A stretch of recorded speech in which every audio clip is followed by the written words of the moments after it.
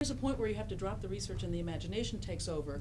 For instance, I mean, I found myself thinking as I was going through this, don't know if I've read about a female golem. I mean, how much you might have departed from that particular story, or genies, do they really live in glass palaces? Or was that your idea? So let's talk about the jump to imagination. I think the glass palace thing was partly from a 1001 Nights story.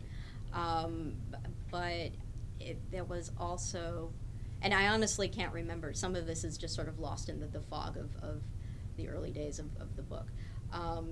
As far as female golems go, there have been a couple female golems in modern retellings, but as far as the old stories go, they're almost exclusively male, if not sort of neuter. But with like the male body and it just being, you know, very large and like more like a lumbering brute and sort of dumb, almost like the Frankenstein's monster sort of idea. But the sort of getting to my interpretation of the golem and the genie was a little hair-raising in that I had to let go of the idea that there was a right way to do it. I wanted to be respectful.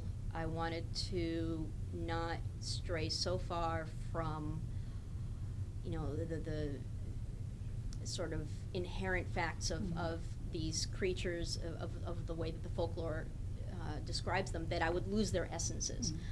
And I wanted to, especially for the genie, especially for a culture that was not my own, I wanted to be respectful. But at the same time, it was like, okay, I have to put, at some point I have to put my, either, not so much put my own stamp on it, but I have to sort of take ownership and say, okay, you're just thinking about like vampires. We have vampires, you know, garlic, no garlic, you know, the crosses, no crosses, sparkle, no sparkle, whatever.